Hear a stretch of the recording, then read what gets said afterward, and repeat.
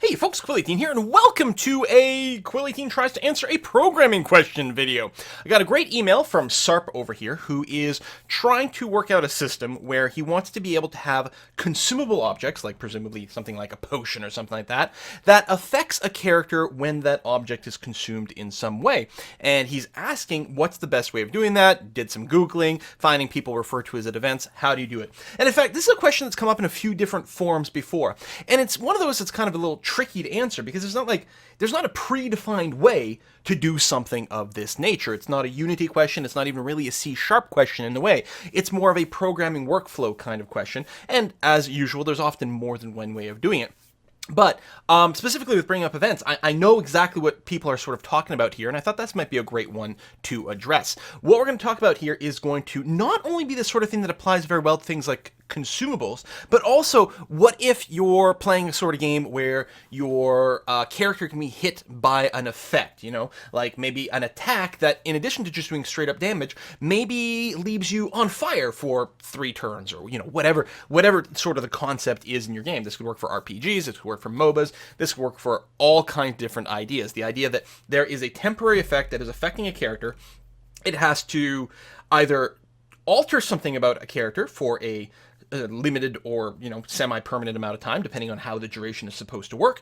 So yes, either it alters the character for a certain amount of time, or maybe consistently makes changes to a character over a certain amount of time. Like, for example, dealing X number of points of damage every X number of seconds while the character is on fire or affected by acid or something like that. Or maybe he's hit by a cold spell, which slows him down. Or maybe he drank a potion of speed, which speeds him up, etc., etc., etc. And all of these are kind of answerable in the same way. Now, I've dabbled with some of this before, but I was trying to maybe overly simplify certain mechanics. So we might be able to look at a somewhat more formalized approach over here for doing that.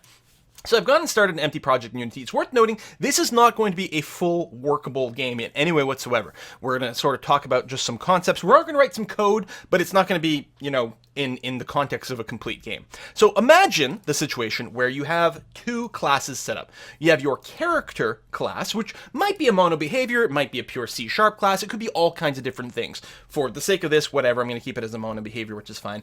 And this class has a certain number of properties which may or may not be public.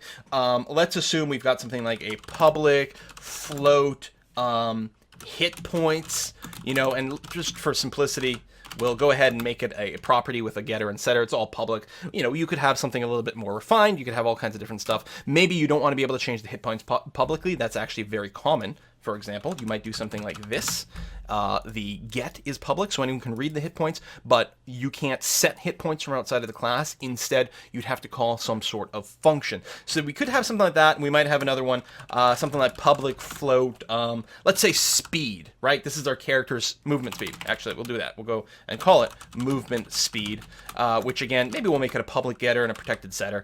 You know, this is the sort of thing you often see. Okay, so we've got something that might change over time, and we've got something that defines something about the character, because over time, you know, move by movement speed inside the update, or some sort of thing like that. Excellent. Now, it's very common for you to do something like maybe have a public function called something like take damage, for example, right? Where you'd have a float with an amount, and what that would allow you to do is something like, okay, here is where we set the hit points, we remove a certain amount of damage, and then we might do something like if hit points is less than or equal to 0, then we, you know, call some sort of function called die, or something of that nature. By encapsulating things like this, you get to make certain sanity checks on hit points rather than just, you know, willy-nilly changing things. And that works out pretty well in a very simple damage model where you just get some amount of health. But what if you've got a more complicated setup? What if, for example, let's say we've got some sort of damage type. We could have an enum called damage type, so we could have something like physical, fire, cold, you know, etc. Right? Let's say we've got some sort of enum like this, and then we say, but when we take damage, you have to specify what the damage type is. Damage type. Like this. Maybe you could have it default. We could assume that it's going to be damage type.physical. But then other things come into play, like, oh, maybe we have a resistance to this or whatever. What if you're playing, imagine, in most games, like, for example, a MOBA type thing, like a Dota or League of Legends or whatever, you know what's really important? We need to know who dealt the damage, because when you die, then we need to know who killed us, because we need to award them points.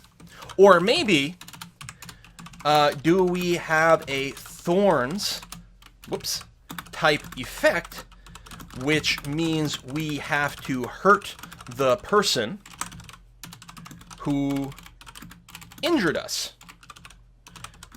And then you're like, oh, okay, so maybe I have to add another parameter here with, like, character damage dealer, right?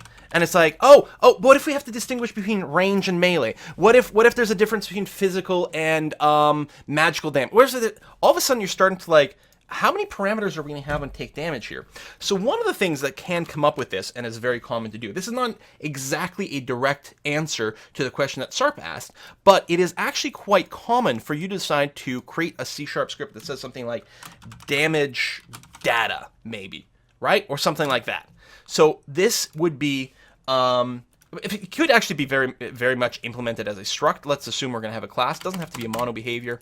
And what we're talking about here is you have a bunch of parameters in here, like they could all just be simple public data for, like, float amount.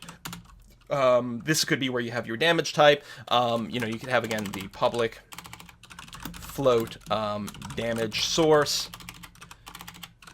Come on, typing hard. Etc. Oh, not a float. This would be a character. Etc. Etc. Etc. Now, instead, when you are taking damage, what you actually want to do is just accept a damage data, and we're going to call it DD or something like that.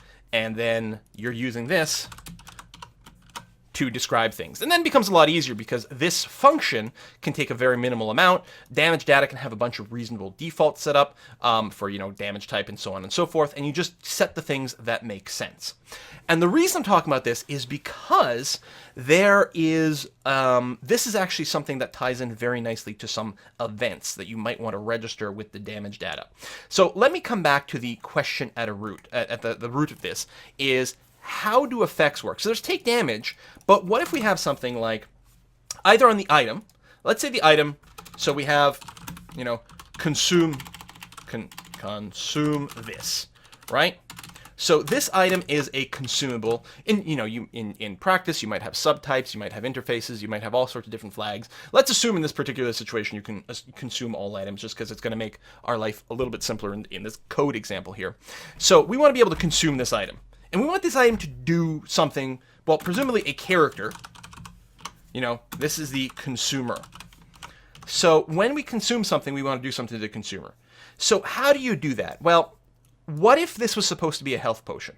Well, then obviously what we're looking to do is change the health on the character, which, since we do have hit points to be protected, instead maybe we'll have a public void heal damage, right? And again, you may want to fill in some sort of special struct for this or that, but let's just, for the sake of simplicity, we'll make a float with an amount, and heal damage just says hit points plus equals amount, okay?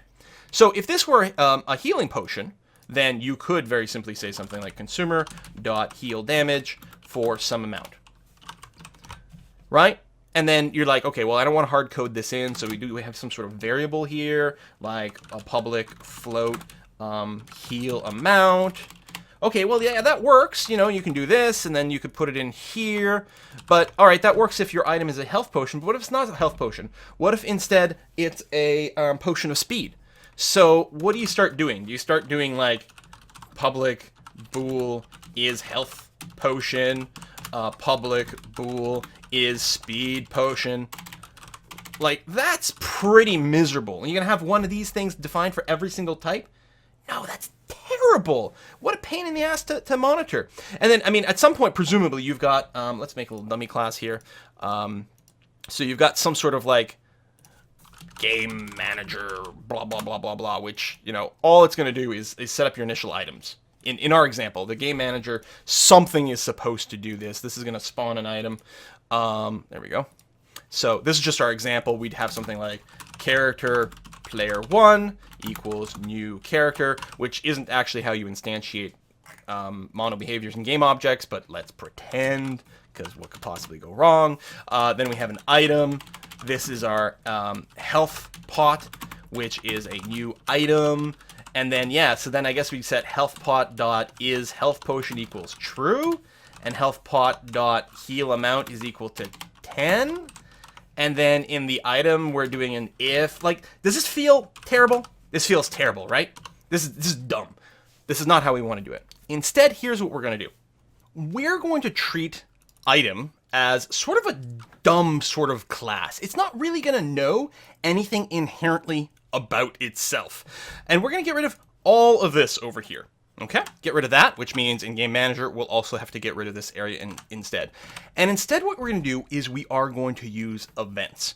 So what's the deal with events? Well, in a sense, the word event, which is literally a keyword, okay? We do something like this, public event, and then we're gonna need something right here in this blank, but we're gonna have something like on consume, okay? And in a sense, what this event word does is it makes this public on consume somewhat less than public. On consume, because this event keyword isn't going to be directly modifiable except by a few select operations. You can think of on consume. An event is kind of like a list that can only be added to or removed from. Technically from, I think within the class itself, you might have a little bit more control, but most of that's what it, or executed. Or can be called like a function. There we go. But it is like a list, which is important because this can be, or rather, many functions. Okay? Think of an event as sort of an array of functions, and when you call on consume, so when, like, let's say somewhere in our code, somewhere else, we can literally say on consume. And what this will do is it will call every single function that's been added to this array. Basically, so this is an event and says at some point our object might get consumed. And when it gets consumed, we're going to call all of these functions. Now, what is this blank? This blank actually is here to help us declare what the functions should look like. Basically, does it need to accept certain types of properties? Which makes sense, right? When an object gets consumed, really, we probably need to know, say, who drank it at the very least. So what we want to do, because basically what we're going to have is this can literally be anywhere, right? So this code, or the code below, could really be anywhere in your program. And in particular, and probably will be a static function. In fact, with events, it might need to be a static function. I might be lying to you, so don't quote me entirely on that. Not linked to a specific instance of an object. So, for example, let's say we had a function called, so make it a static, and I guess we'll make it a public static so that we can actually refer to this from anywhere in the code. Although, again, depending on how you structure your program, you might have it somewhere else. But just for the sake of argument, we're going to have something like this. And we're going to say, we've got this function. It looks like, I don't know, I guess it returns a void. It's probably okay. And this is going to be health potion consumed event. Like, this is a dumb way to name things. But, this is the event that's going to get called when a health potion gets consumed. In fact, probably something like on consume health potion is this sort of thing. And we're going to need to know, well, I guess we'd need to know the character. This would be the consumer, right? And, I mean, we might want to know something else. But the idea is this is a behavior for a health potion. So probably we'd want to define, an amount or something like that. That seems entirely reasonable. That's probably all the information that this would need. And so the idea is when this gets called is we would just say something like consumer dot heal damage for amount. right? That's one example of a behavior. What else might we do though? So what happens if, so this is on consume, so this will get run here. This is part one of the equation. This is not really about effects yet, but we're getting there real soon. This is an introduction to the event idea. So the idea is that when there's an event, it's going to have to do some sort of something to a character. And really, yeah,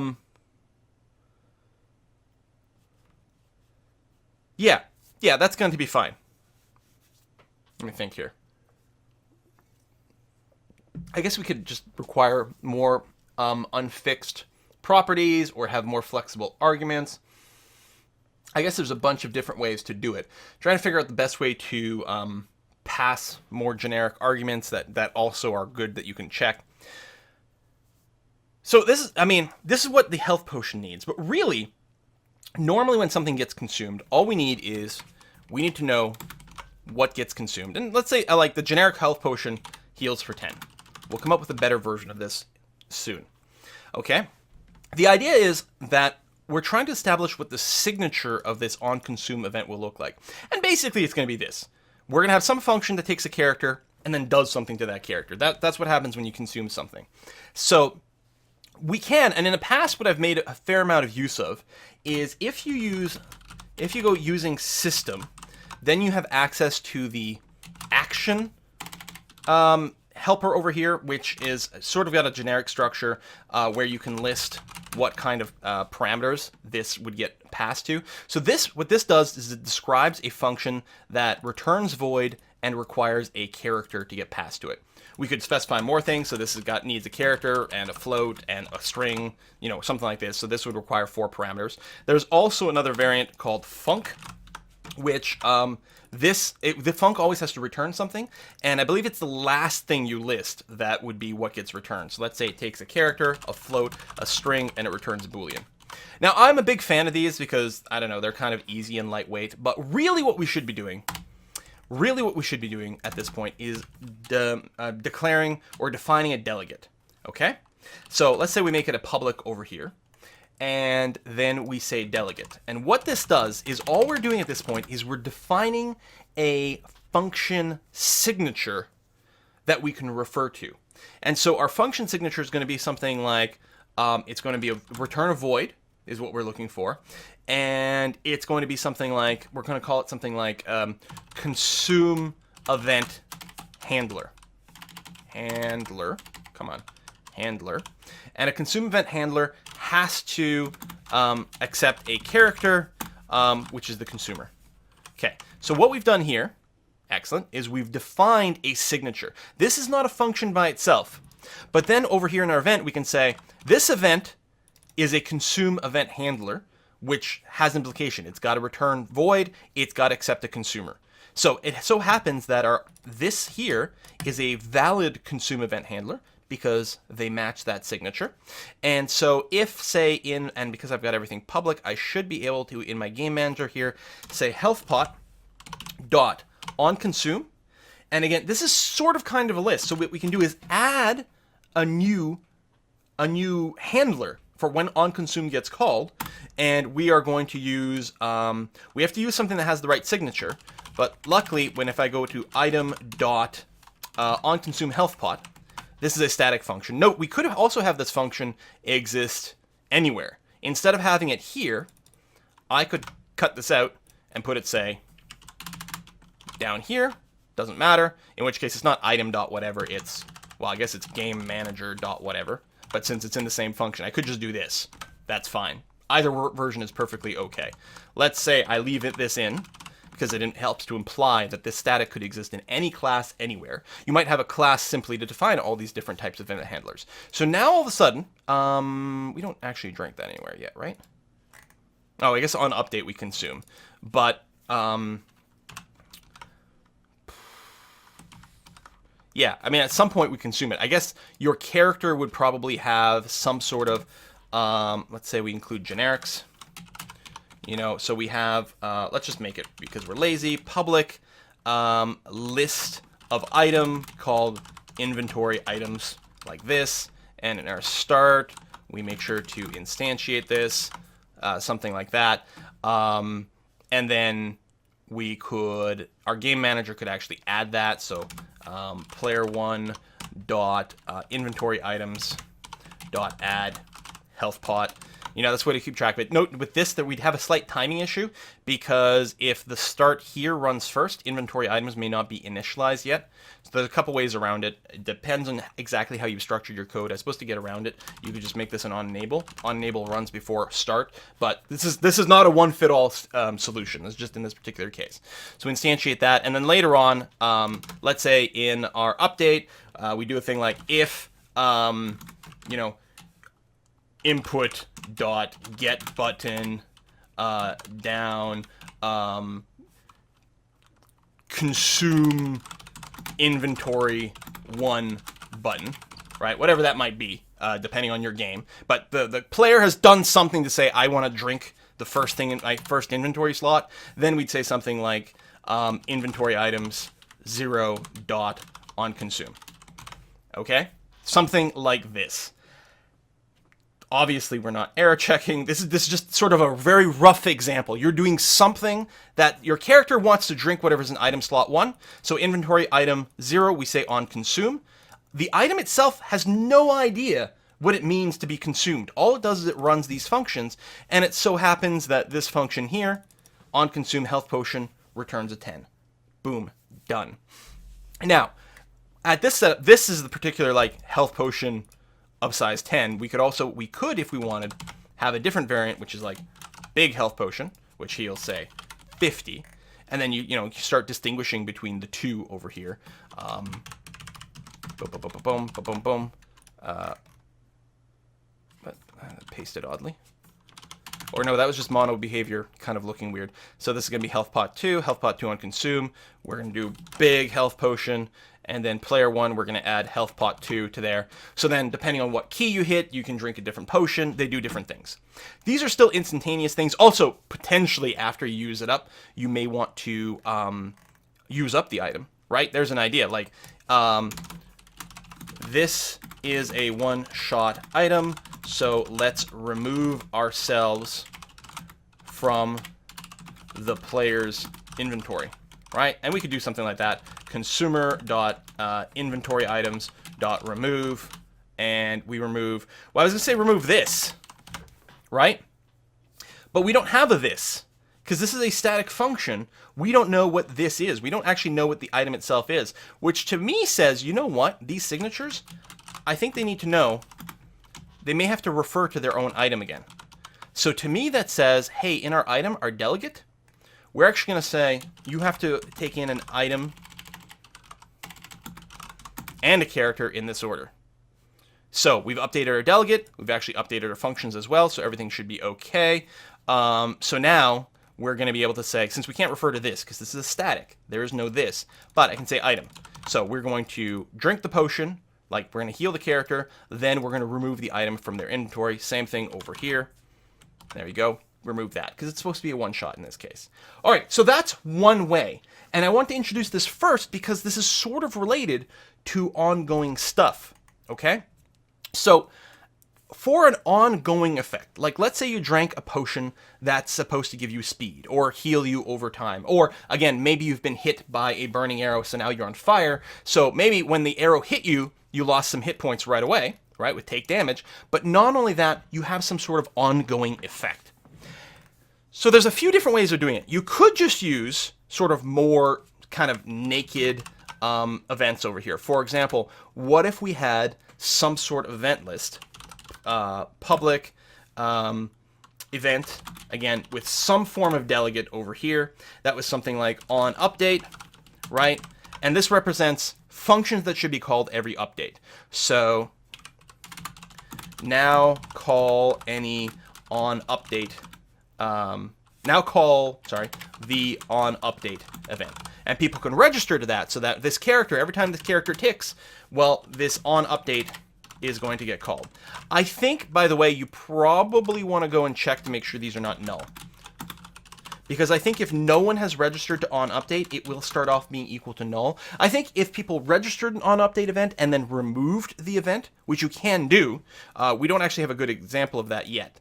But some events could unregister themselves. So just like how you add an event like this, you can also go and unregister it by doing that. I think if an event has been registered and then unregistered, I think, and I might be lying to you, I think that this would no longer be null. It would just sort of be empty. But I think if you haven't registered any event ever, it will be null and it will throw an error if you just sort of call it blindly and nothing has ever been set up. But this way, anyone who wants to know every turn that the character gets updated would probably want to go and register an event like this. And this is fine. We could do something like this. So for example, we probably want a delegate, right? Some sort of public delegate, let's say a void, update event handler, and what it probably requires is a reference to the character, and maybe something like it might want to know what the delta time is, for example, right? Because especially if you're not doing this in Unity, or you're trying to be sort of Unity agnostic, you might not have access to time.delta time. But then we can say, yes, so onUpdate has to be an update event handler, and so we call it, we need to pass it a character, and we need to tell it what the delta time is. So there we go. So now you can register as many of these events as possible to do this. And the nice thing is, again, the character itself, to address one of the questions that Sarp had here, is the character doesn't know anything about the consumable object or anything else that is registering for, say, an onUpdate. All character does is call this function, and this other function does whatever it's supposed to do. We don't need any special logic in the character to handle, say, help, I'm on fire, or I have a heal over time, or I'm being slowed. The character shouldn't need to know anything about that. Instead, it just calls these events, and these events do something specific, like the event over here for the consume knows that it's supposed to heal the character. The character has no idea that when it consumes the item in inventory slot A, that anything is supposed to happen. And actually, some items aren't even supposed to be consumables, right? Imagine that you're again, if I'm thinking of something like Dota or League of Legends, if the item in character slot A is boots, right? Boots don't get consumed. So you might want to do a little thing here. First of all, do we have something in the first slot? So if is not equal to null, then we have something in that slot, but then is it even consumable? So then we check to make sure that this thing, if not equal to null, use it like this, right? So you could do this sort of thing because, like, again, if the item in character slot 1 is just boots, you can't use boots. I mean, some boots maybe. Again, in MOBAs or RPGs or whatever, sometimes the boots can be activated for a speed boost or to teleport you or something like this. But a lot of times they just sit in your inventory and all they do is passively change your movement speed. Now, for your boots, I don't think this should be an update event handler type thing. In fact, what I would probably do instead is have some sort of common structure, just like we have damage data. I've got some outstanding errors over here. Can only appear on the left-hand side when used outside. Did I not use it on the left-hand side? How come it's not opening up in mono behavior? Oh, I can't actually check it here. Really? I'm not allowed to do this verification. Okay. Hopefully, if there's no event on the item. Again, I'm not entirely sure if this would result in an error or not. What you could do, instead of calling onConsume directly, what you could do is have a public void consume that calls if onConsume not equals null. Then we call onConsume with, the appropriate information that should be there. Does it auto-complete it for me? Yeah, so item is this. And we pass some sort of character, and we do this. I don't know if we need to do this, though.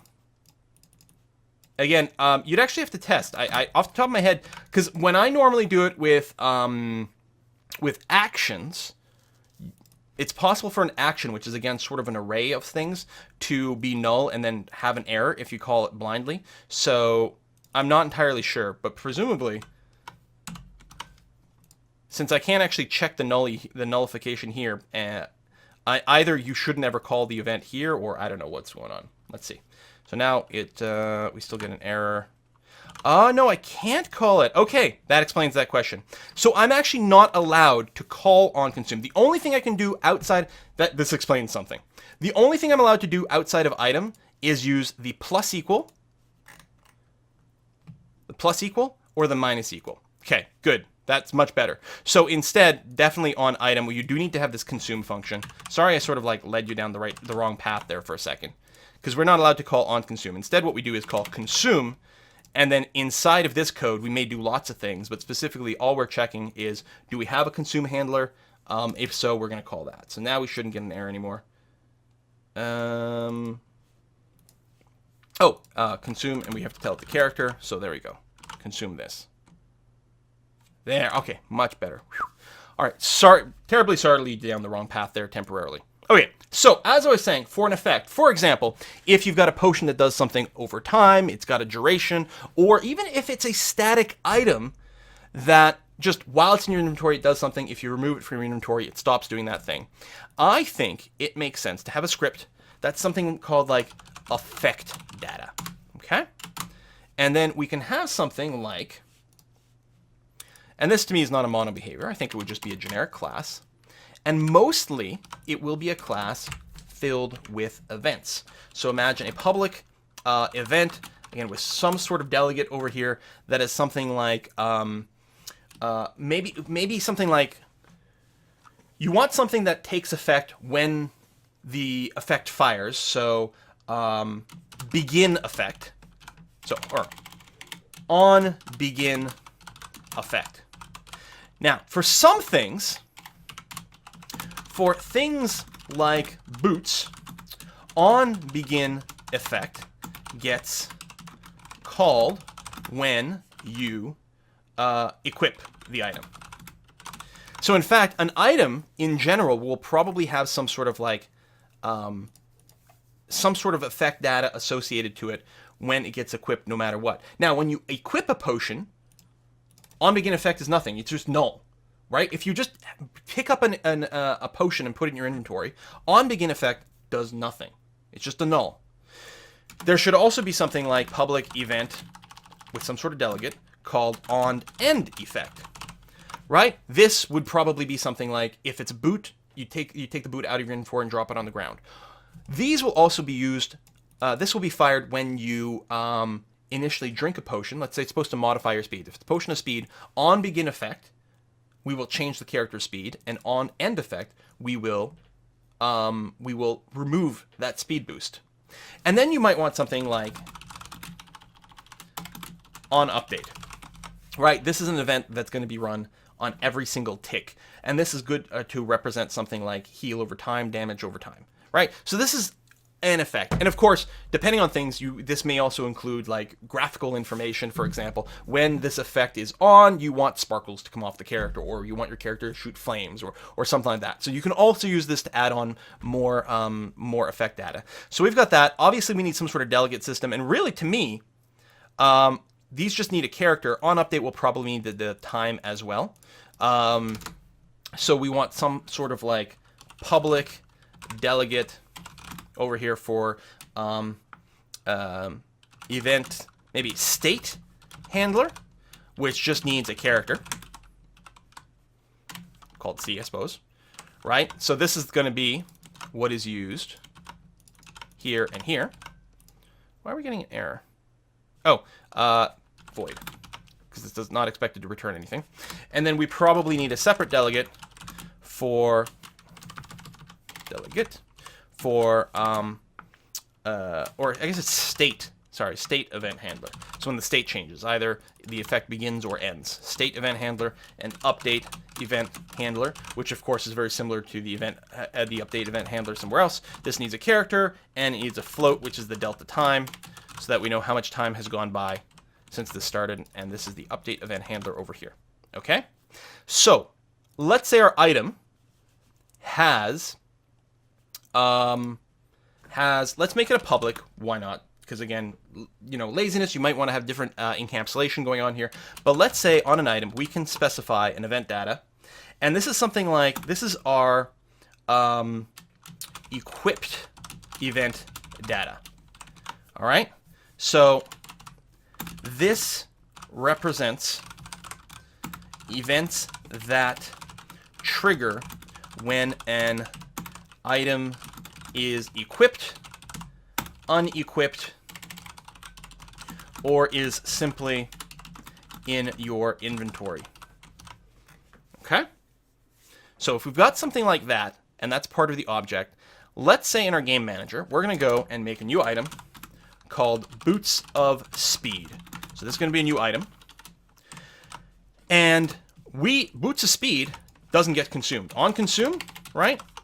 We don't set anything like that. Boots of Speeds aren't consumable, so we don't have to worry about it being consumed. But Boots of Speed does need an effect data object on it. Speed dot equipped event data. Or, oops, hold on. This should be equipped effect data. There we go. Much better. So we'll do that. Equipped effect data over here. It's got new effect data. And then we say something like boots of speed dot equipped effect data dot on begin effect. So this is what happens when you put the boots on. Now again, what I could do is make another static function over here, and maybe that's good. Let's say on equip boots of speed. And what's nice about this too, this also works out relatively well if you decide to code this stuff with Lua or something like that. So with this, we need a character, which is, the equipper or whatever, we'll call it C. So when you equip boots of speed, the character.movement speed, we're going to add 10 to it. I don't know what that's supposed to represent. Depends on your game. 10 is either, insignificant or like it's a bajillion way too fast. But we're adding some sort of value over here. And then when you unequip the boots of speed, we need to make sure to take that speed away like that. Okay, so you equip it, your speed goes up. You unequip it, the speed goes down. And so our effect data over here on begin effect, we're going to add this. And on end effect, we're going to add on unequip. All right. So now all we have to do is make sure that these get called the right time. Notice I am not setting for my boots of speed. There's no on update. My boots don't care about, doing something every single update frame. They do nothing. Boots are completely inactive. All they do is when you equip them, they do a thing. When you unequip them, they do something else. And so in your character sheet, you'd probably have something like public void pickup item, right? Item I, let's call it that way. Actually, I is bad because it's usually an iterator. Let's just make it lowercase like this, right? So now our inventory items over here, let's not make it public. Let's make it protected. That way, people can't make changes to inventory items directly, okay? Instead, what you're going to have to do is call pickup item and drop item. Okay, these are public. So now in our game manager, we should get some nice errors here because we can't add to inventories items directly. So we're going to say player1.pickup item health pot, then pickup item health pot 2, and then finally pickup item boots of speed. Okay. Now, when a character picks up an item, what we're going to do is we're going to, in our inventory, we're going to add the item. Then if the item has equipped effect data, right? So if it's not equal to null, then what we're going to do right now is we're going to call, we can't call it directly. I was going to say on begin effect with this character. But because this is an event, I can't actually call it, I can't call on equip a begin effect directly, as we've just found out. I suppose it doesn't actually have to be event. Actually, here's an interesting question. If I don't specify event, can I still use the plus minus and all that with the delegates? That, I don't know. You can do it with actions. Hold on, we got to fix a couple more errors. Right, we're going to, well, it's not drop item, actually, with health potions, but let's pretend. What you're actually doing is, you're actually going to be deleting the item, but let me just do that for now, which is fine. Oh, and with our movement speed, I have the protection level set to aggressive. Let's make the movement speed public so we can change it everywhere just to make this example simpler. Okay, this does work. So we're going to remove the event tag from these. Okay? If we do this, because it's delegate, we can still use the plus equal and the minus equal. The difference is I can also call this from outside. Instead of having to write this consume function, I can call this from outside like this. So when you pick up an item, if the item has equipped effect data, and actually I should check, and the onBegin effect isn't equal to, hold on, cancel, yeah.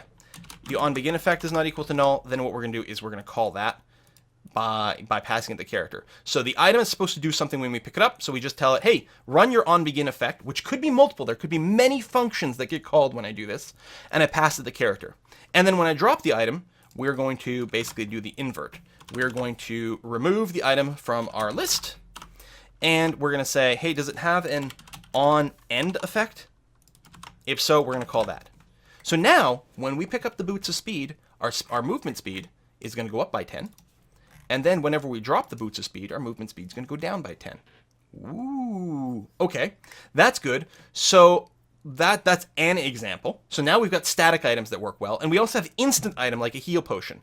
The final situation, the final example, is sort of a more ongoing effect that does something every turn. Now note that this pick up item, drop item, that works okay. The other thing we can do is we can have something like a public list of effect data. This is like something like ongoing spell effects, right? Something like this. And we'd probably want to instantiate this. New list of effect data. There we go. And what we want to do on our update, right? So we had this on update event here. Yeah, there's a couple of different ways to use this.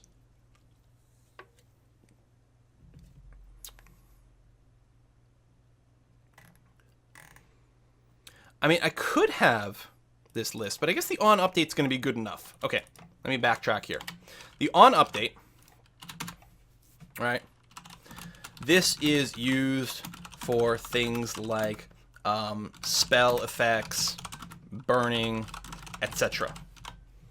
Okay, so we don't need to instantiate on spell effects because we've basically got this. Got this. Good. Okay, so what we're going to do is we're going to make... First, we're going to start with a new potion. Well, I don't know. You know what? We've got heal damage. We've got take damage. What if we have something like public void add...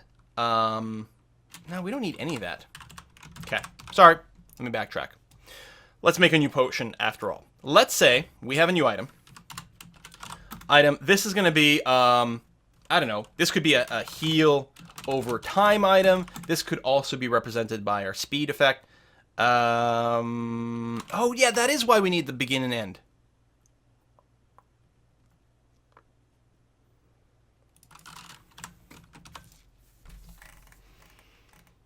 You know what? Let's just get rid of this on update.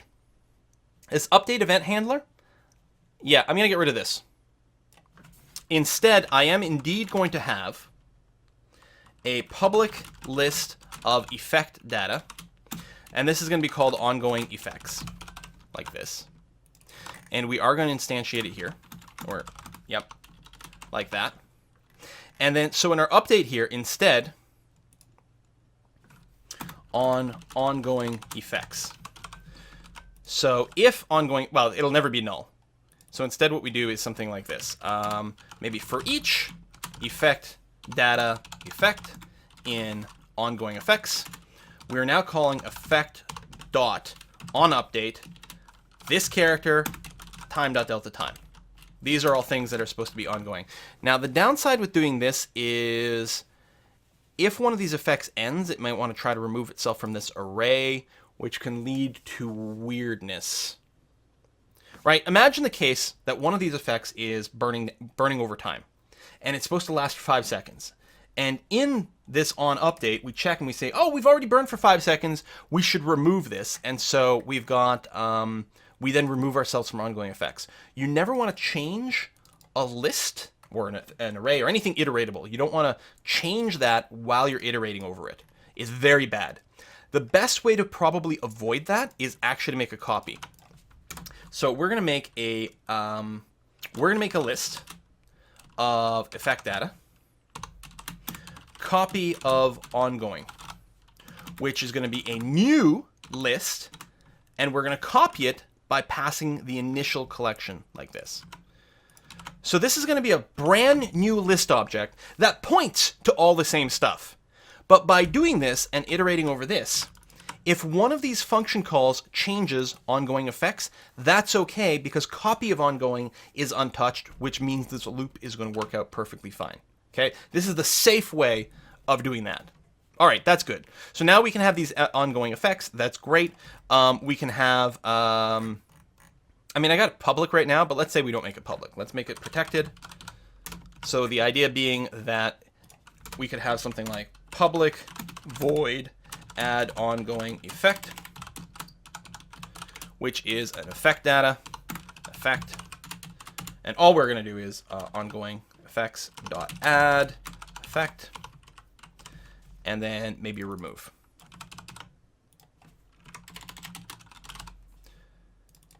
And I'm doing it this way. We could just expose 3 events.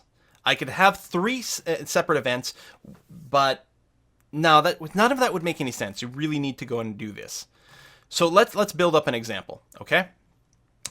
We are building our, what do we build first? So let's do our heal over time potion.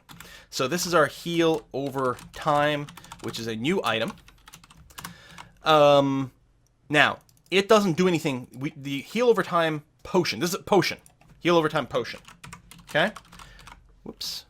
Does not do anything while it is equipped. Just equipping it and unequipping it doesn't do anything. All it's got is the on consume. So heal over time potion dot on consume. We're going to add a responder to it. And what is that going to be? Well, here we're going to run into an interesting little problem in a moment. But presumably what we want is we want, no, actually we're fine. Yeah, we're fine. Public static void on consume heal over time potion, which needs the item reference and the character reference, and then is going to do something. Okay, so all we do when we drink this potion, we're going to call that function, and then we're going to tell player 1 to pick up the heal over time potion. Done. Easy. And whenever you use the correct key to activate this item, on consume will be executed, which will do this. But what's important here is that heal over time doesn't do anything instantaneously. Instead, what it's going to do, it's going to create the heal over time effect, which is going to be a new effect data. Okay? And what we're going to do with our consumer, we're going to add, consumer.add ongoing effect, heal over time effect, like that.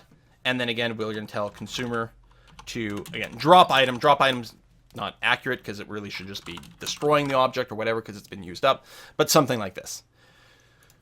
Okay, we create a heal over time effect. We're going to add it to the consumer and tell it to drop it. But of course, we have to pad this out.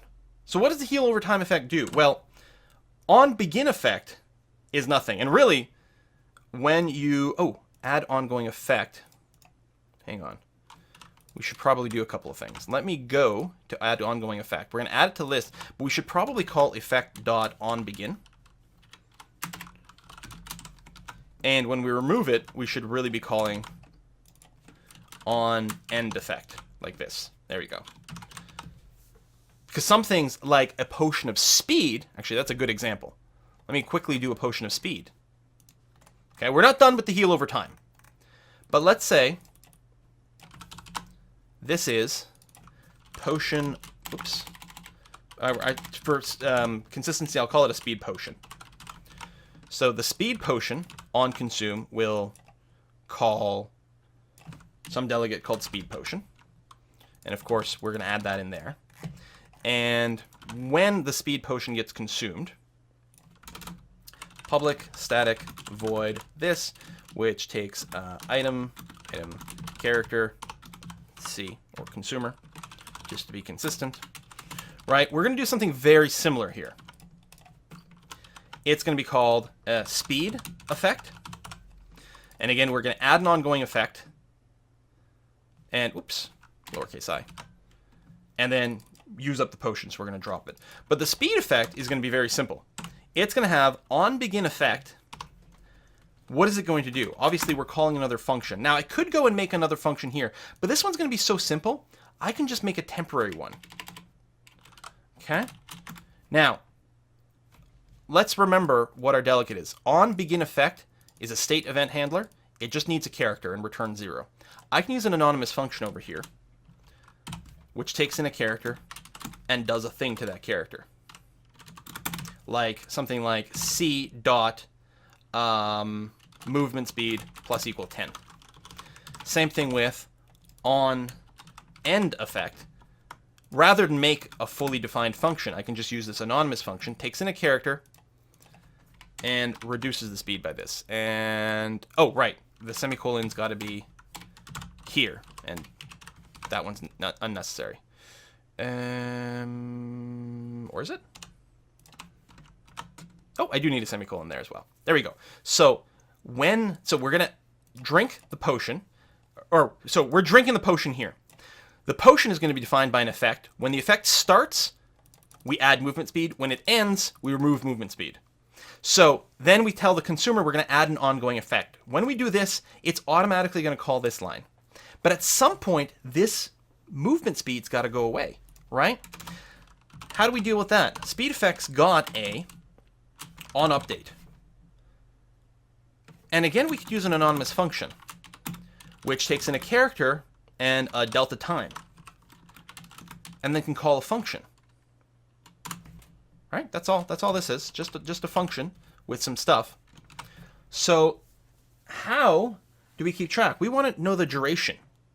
So let's say let's put in a float here that says duration.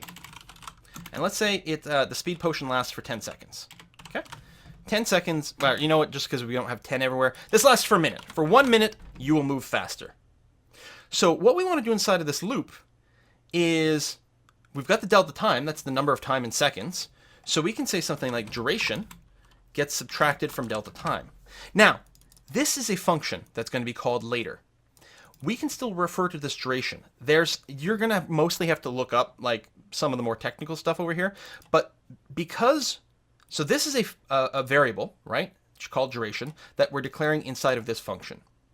But because we reference this duration in here, this variable will stick around. This variable will stick around, and we'll be able to keep referring to it turn after turn after turn. I think I've got all my closure set up correctly so that this would indeed work the way that I'm thinking. I'm 99% sure that I'm doing this right. So inside of this, every tick of update, we're going to decrease duration by the delta time. I suppose I could make this, explicitly. This is the delta time, right?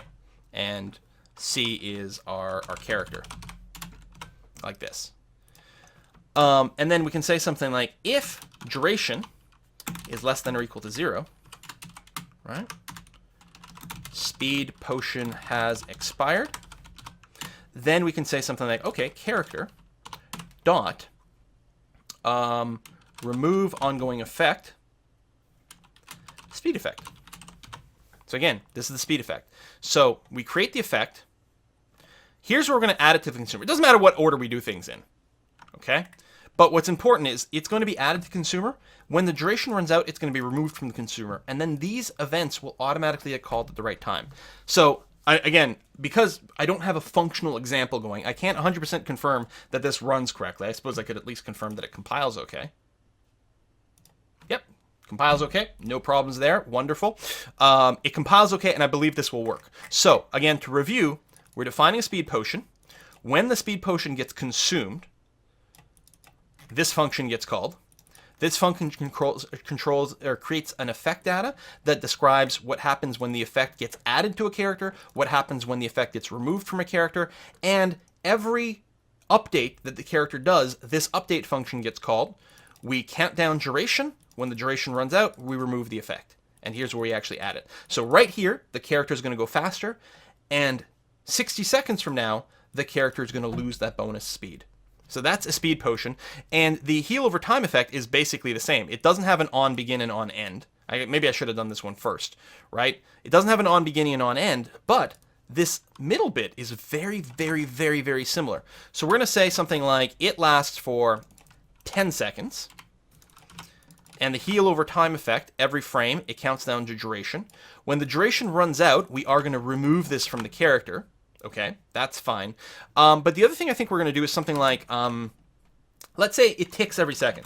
The hot potion ticks every second. So let's say we do something like this. We could have an integer, num ticks left is going to be equal to the duration rounded down. And actually, you could just cast it to an int. Or if you want to be a little bit more formal, you could go mathf.floor the duration. Actually, I guess technically it's floor to int, not that it really makes a difference. Okay? But this will take the duration rounded down. So when the duration is 10, number of ticks left will say 10. When the duration is 9.9, this will say 9. Actually, I guess we want it +1, don't we? I guess it depends on if it ticks the first time or not.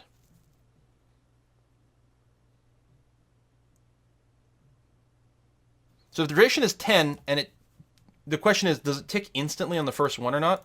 Like, you might want to change a little bit of your formula, or you might want to specify that duration is like 9.99f, right? Because the idea is we're going to tick, so you drink the potion, and then a second later, when it's got 9 seconds duration, it'll heal you, then at 8 it'll heal you, etc. And on the 0th second, it will also heal you.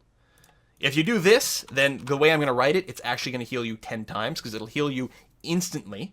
As soon as you drink it, it's going to heal you, and then every second after that, it'll heal you again. So, whichever is more appropriate. I guess we could do it this way. This would be 10 ticks and an instant heal.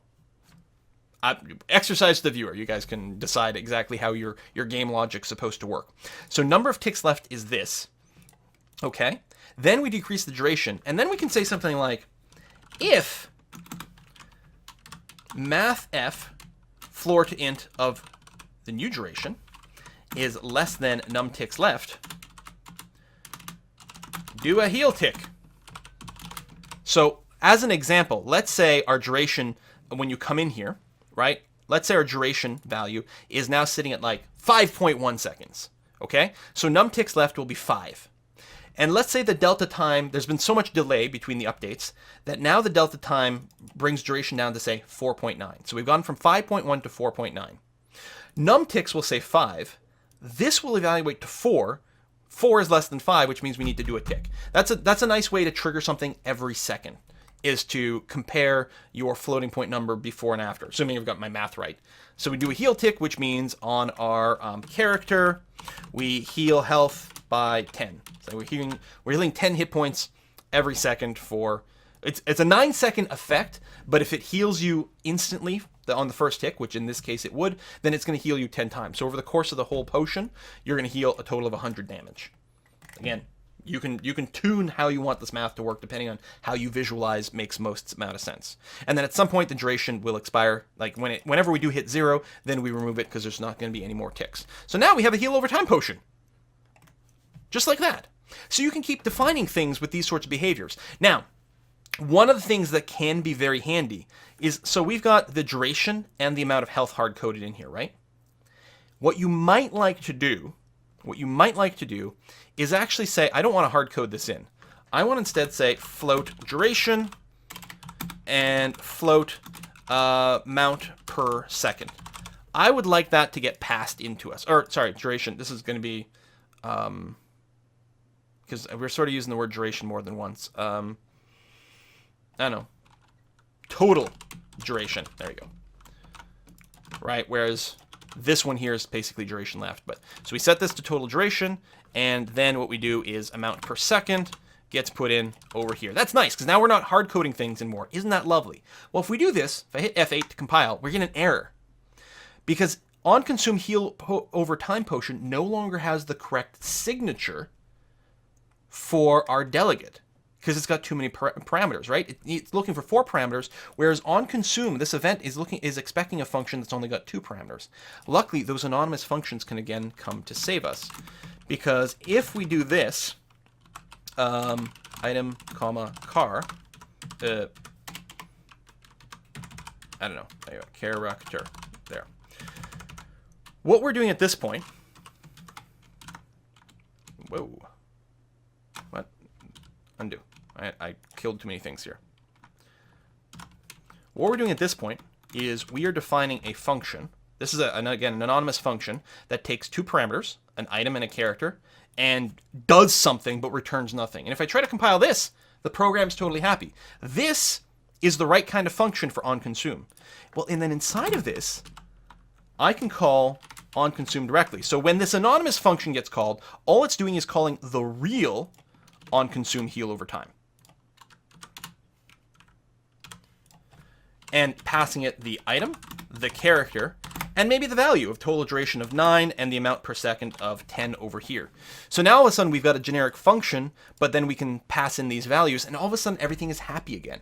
Again, when heal over time gets consumed, we're going to call this function by passing it the item and the character, and all this does is call another function, passes the item, the character, a duration of 9 seconds, and 10 hit points per turn. And these values here, you know, all the ways when you create these items could all be read from some sort of data file, you know, XML, all kinds of different things. We've looked at examples of this in Project Porcupine, all kinds of different ways to sort of generating this sort of stuff. But now we've got a full system. As Troy went on a little bit longer than I expected. I thought we might be able to cram it in about 40 minutes, but we're about an hour here. But we have a full system here. Again, it's not a real game setup, obviously, because I've got nothing running. But where we create a character, we give the character a bunch of inventory items. Some of these items, like the Boots of Speed, do something simply by virtue of the fact that they get equipped and then unequipped. Other things do something when they get consumed, and our character, you know, again, we have this like example code over here, some, you know, a button or a mouse click or a user interface setting. Like we've got some sort of mechanic to say drink a certain or consume a certain inventory item. We make sure that it exists. We attempt to consume it. However, if you try to say consume the boots, onConsume will be null. So, you know, boots can't be consumed, right? Not everything can be used. And in fact, some things could be used more than once. You have the concept of cooldowns and things like that. An example, I guess I should probably do that because I'll probably get asked, right? Some item with cooldown is a new item. And of course, player 1, we can tell it to pick up the item, which is some item with cooldown. If the item has passive stats, fill out the equipped effect data. For example, I mean, there's lots of items in, again, I'm thinking sort of MOBAs and stuff like that, right? There's lots of items like, oh, there's a sword. While you have this equipped, you get plus 10 strength, but you can also use it once every second to do an instant attack to an enemy or some damn thing like that. So in that case, you would have an equipped effect data. Like when you equip this, you get plus 10 strength. But then in addition to that, it also has a onConsume, which is, so onConsume some item with cooldown. Just a little dummy example, which we're going to go and fill out down here.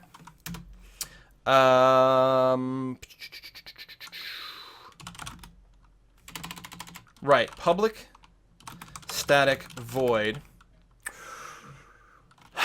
Yeah, wait, hold on. Item, character. Right, because this is the consume. Now, note, we don't drop this item after consuming. So, obviously, when it gets used, it does something. We already know how to do that, right? We know how to heal or do, you know, whatever, you know. do the thing the item is supposed to do. How do we know if it's got a cooldown or not? There are ways, again, we could use sort of like closure tricks like we're using here with the duration to, to fill that in. But I think it actually makes sense in most MOBAs and things like this. It probably makes sense for the item base itself. Even though we try to make the item class completely agnostic as to the inner workings, it's entirely possible that we may want to have something as simple as like cooldown remaining. Again, I'll just make it public for the sake of argument, and something like cooldown when used. And these could just normally be 0, that's fine. But when we define our object, right, we can say that some item cooldown dot consume when used, so it's on a 60-second timer. And then over here we can say something like, okay, so you're trying to use this item. So rather than call these on consume, it should really be something like on use. But that's okay. Consume, we just started using that term. We'd probably want to rename it later on. So we say something like if item dot cooldown remaining is less than or equal to 0, then we do the thing. And then reset the cooldown. So item.cooldown remaining is equal to item.cooldown when used. Okay? So this way you can't keep spamming it because you can only use it once every 60 seconds. Now cooldown remaining currently doesn't count down, but that's okay to fix, right? We could do something like in the effect data actually.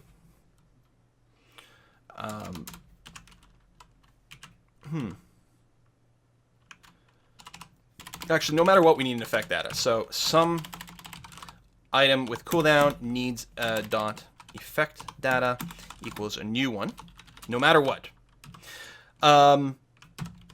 We'd fill it in first, right? Fill it in with your logic.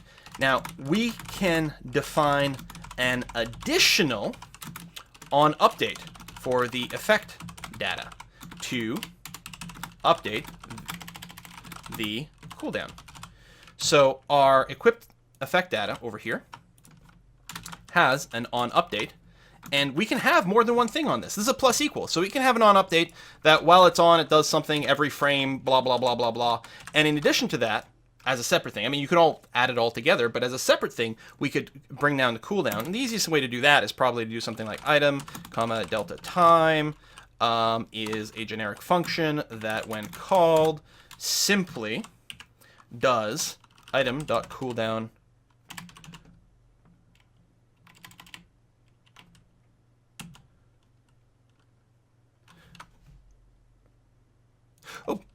it's character, my bad.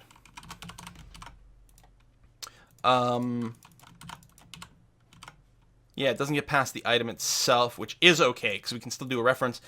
Cooldown because of closure, cooldown remaining minus equal delta time. Like this. So every time the character updates, it also calls this function, which brings down the cooldown on our item over here. And that will work. Because of closure issues, depending on how you spawn these items, there might be a slight issue here, but let's pretend that's not an issue. Just as a general sort of, oh, here's how you could sort of do it over here. It's funny that on update, right, because this on update might not actually be using an item itself. That's why. Yeah, I guess that's fine. Sorry, I know I'm trailing off. My bad. So there you go. So every frame, the cooldown remaining will go down. Yes, this can bring it down below 0, but that doesn't matter because in our check here, we let you use the item as long as the cooldown is below 0. And then, of course, in your user interface, you'd probably do something like on your toolbar where the item is, check to see if the item's cooldown remaining is greater than 0, then you'd probably want to like gray out the item or maybe do like a percentage circle based on the difference between cooldown remaining and the total cooldown so that you can see, you know, as a percentage of the total cooldown, how close it is to be used again, etc., etc., etc. This also can be tied into some sort of global cooldown thing depending on what kind of game you're making. Anyway, so there we go. This is a system I mean, there's many different ways of doing it, and obviously this is very messy that we've got going on here, because, again, it's not real code, wasn't so super organized, but it gives you a few ideas. You may or may not want to have cooldowns directly. Again, we got rid of the on update event over here. I said cooldown. You may not want to use events directly all the time. So our character actually doesn't have any public events on here. You could add some for all kinds of different things for the character. For example, here's what actually makes sense as an event. Something like public event on death, right? The idea being, and then we have to, specify some type of delegate. I'll just use a generic action over here. Doesn't actually matter. Or I guess that for consistency, I'll define a delegate. Public delegate void death event handler, which expects a character like that. Okay, so yes, this is a public event on death, and basically anything in your game can register against the on death event for a character. If you've got something in the game that wants to know when this character dies, then all it has to do is register itself with the on death handler in some code somewhere where you've got character, well, this dot on death plus equals some function, right? Anything vaguely like that, and you can get your reference and you can be told when this character dies. And you might want a ton of these kind of events. That's a whole other question. Like, events are awesome for that, but when we're talking about consumables as well as ongoing spell effects, then you can use events. Or again, this is not technically an event, because again, the whole thing with events is that you can't call them from outside the object, which might be fine. We might prefer to protect them. If we put this here, that means we can plus equal and minus equal on begin effect, but we can't actually call it directly. Instead, what you'd have is a public void function called something like begin effect. And again, here you do something like if on begin effect not equals null, then you can call on begin effect with things. I guess we'd have to get past the character and so on and so forth. Sometimes you want to use the event keyword for protection. I think for this, because effect data is really, really it could just be a struct, but it's just a data class. The effect data doesn't do anything by itself. It's just there to hold some data for you. So I think encapsulation isn't required in this particular example. It's just here to group some stuff together. But yeah, now we have. I mean, this is what, like 99% of all use cases for items. Something that is instantly consumable, an item that does something while it's equipped, an item that does something over time after it's used, an item that cares as time passes because it's got an update routine because of cooldowns. So it does something both when it's equipped and also it can be quote unquote consumed. Really, it gets used, not consumed. But maybe it has charges. Here's another thing. Maybe this item has a limited number of charges. So when you consume it, it lowers the charges by 1, and then when the charges hit 0, then it unequips itself. All kinds of little things like that. So again, it's very possible that I missed something in here. It's possible that there's some logic error if you were to use this in effect in practice, but I think this is going to get you 99% of the way there, and I hope that you find this useful, Sharp, because I thought that was an excellent question. It's actually something I've seen a few times, and so hopefully this helps to address something. Thanks for watching, folks. See you next time. Thank you to all our September patrons, i.e. people who've pledged in September and are supporting the videos from October to early November, and especially these Mike Check supporters. We've got Yuko Finn, Ole Peter Talgo, Adam Conway, Drazian, Jan Torrevel, Adjective, Michael McClintock, Aaron Doibson, Craig Mortel, Stephen Wendell, Julien Auger Lafont, Marius Fieldvold, Speedy Savant, Stephen Stager, Valiant Cake Fiend, Wes Olenboving, Jason Yanity, Kale the Quick, Neil, Blakey, Milner, and everyone who's watched, shared, favored, and subscribed to the series. Thank you very, very much.